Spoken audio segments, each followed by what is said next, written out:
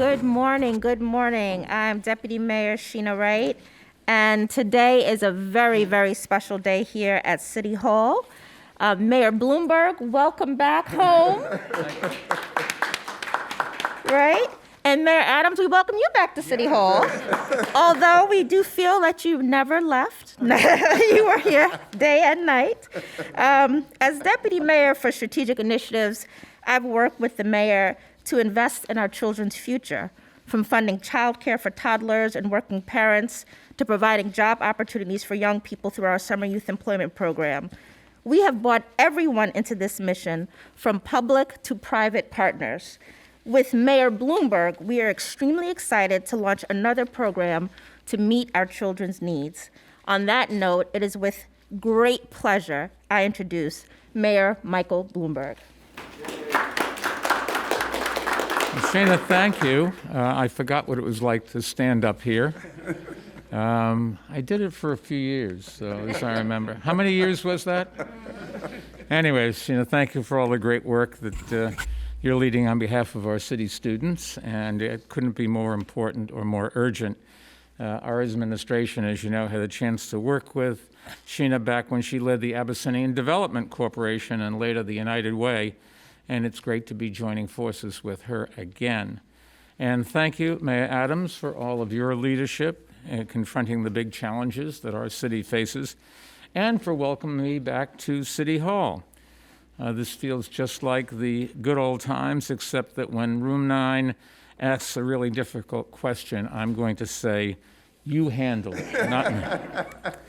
But seriously, I was glad to have the chance to welcome back each of my predecessors to City Hall, and I'm glad that you're carrying on that tradition. Now, I know we've just passed your 100th day in office, and I remember reporters asking me when we hit 100 days, what did you do?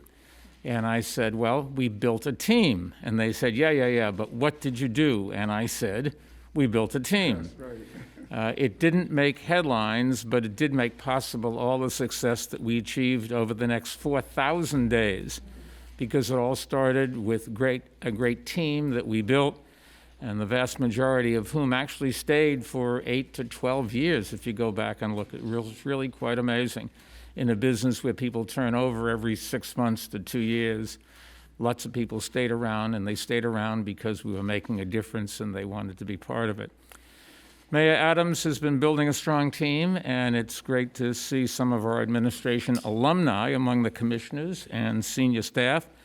So I really am very optimistic about the future of the city, especially as the worst of the pandemic, I hope, finally seems to be in the rearview mirror. But for a lot of young New Yorkers, the crisis of the past 2 years may only just be starting unless we act, and that's why I am here today. The data is clear, and it paints a devastating picture. After 2 years of school closures and inadequate remote instruction, students across the United States have fallen behind, sometimes as much as a whole year. And the harm has fallen heaviest on the children who were too far behind, especially low-income Black and Latino students. Without urgent help, many of them will fall either further behind, which could have devastating effects on their chances for graduating high school and going to college or beginning a career. That would be a disaster for them, but also for our city and our country. Here's one way to think about this moment. Right now, scientists all over the world are studying long COVID to understand it and how to treat it. Well, what we're talking about today is the educational equivalent of long COVID. The good news is we know how to treat it: extra help and intensive instruction, and we've got to provide it, and we're going to start right now. We can't let a whole generation of students suffer from long COVID when it comes to their education, and I know the mayor and chancellor feel the same way.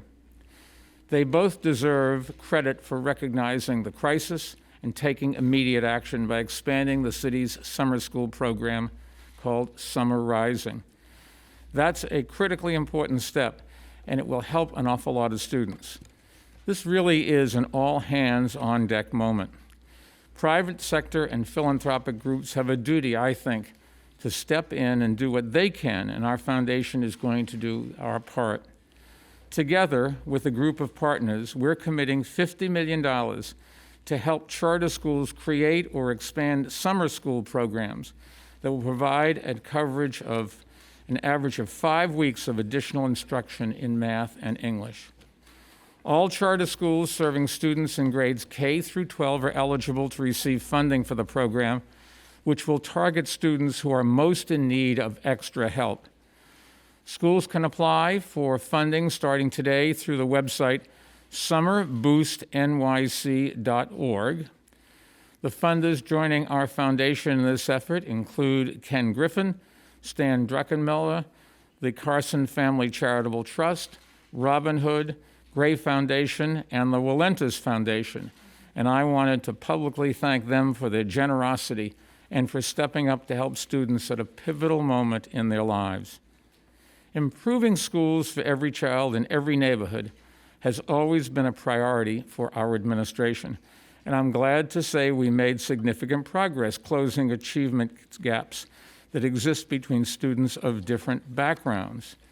Opening charter schools under the direction of Chancellors Joel Klein and Dennis Walcott was one of the ways that we did it. Our city and our nation failed too many students during the pandemic, and now we've got to go above and beyond to get those kids back on the track that these other guys started. This summer, I think, is a valuable opportunity to make up for lost ground, and we're not going to let it slip by. So let me again thank Mayor Adams, Chancellor Banks, and Deputy Mayor Wright for taking action and for their partnership. It really is going to make a very big difference for a lot of children, and our team at Bloomberg Philanthropies, run by Patty Harris and Howard Wolfson, is glad to be part of this and to support the mayor and his team as they work to address the crisis in our schools. Let me now do something I've wanted to do for a long time, turn it over to the mayor.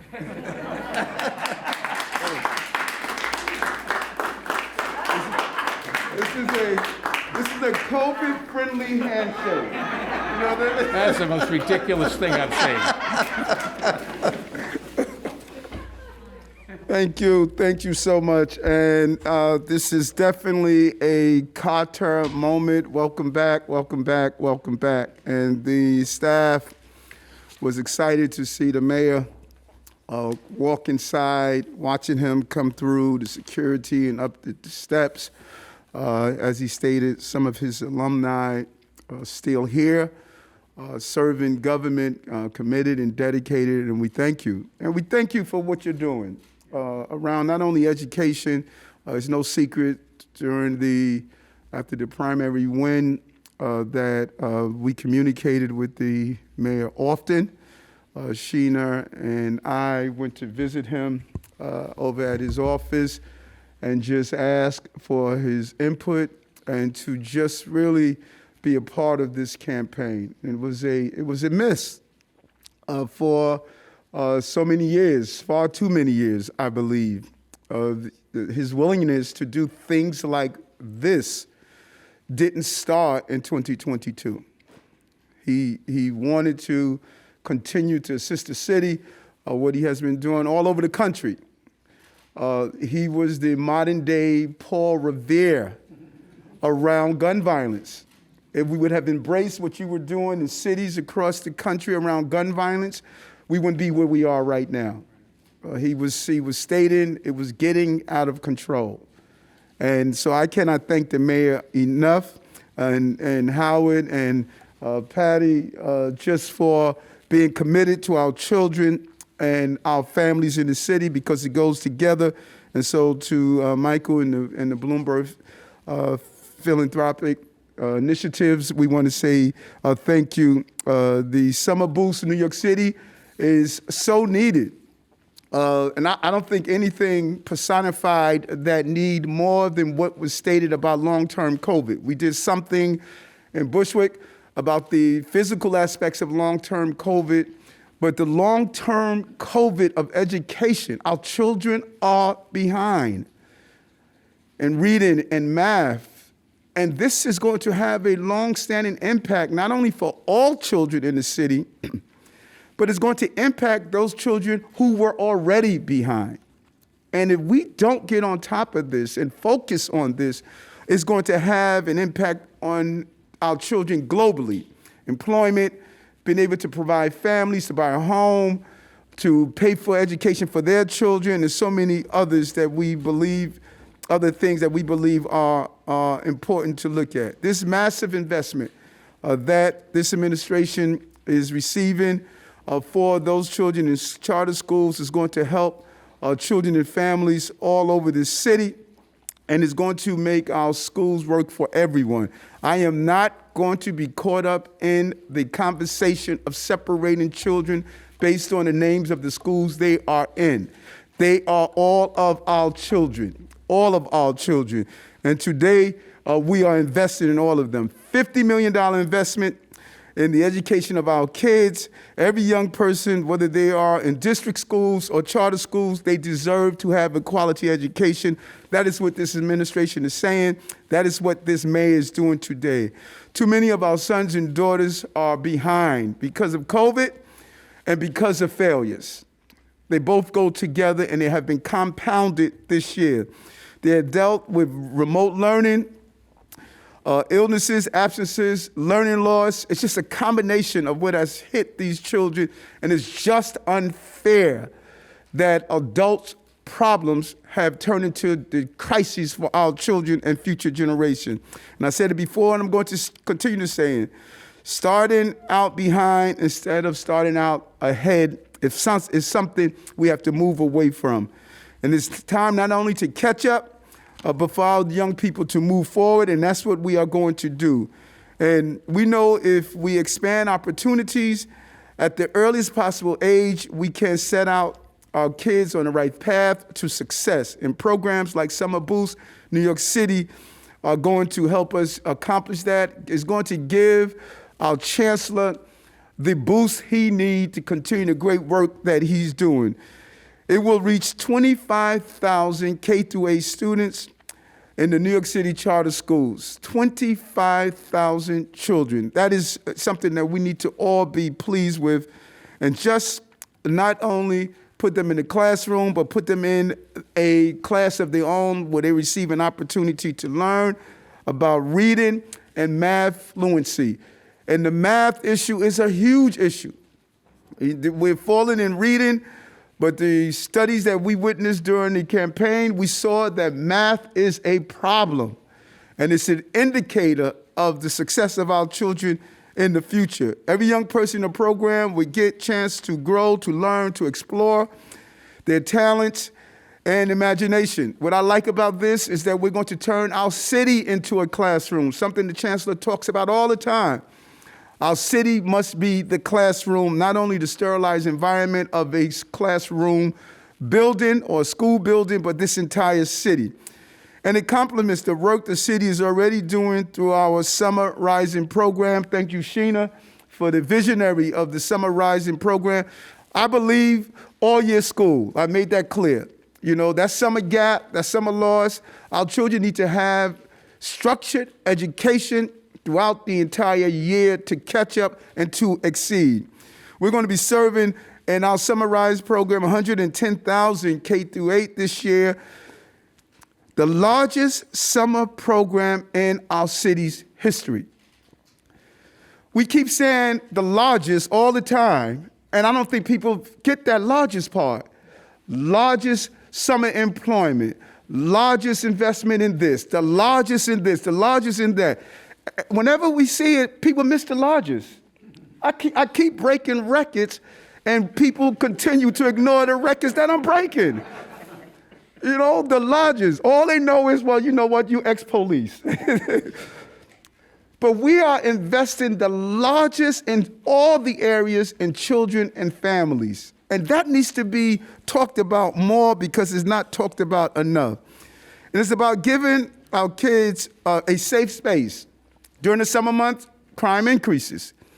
Our goal is to place our children in safe spaces so that we can bring down the violence, bring children into safe environments so that they can continue to grow and learn and prosper during the summer months. And this is the goal that we are going to accomplish. We're assuring every young person is given an opportunity to exceed and no one is left behind.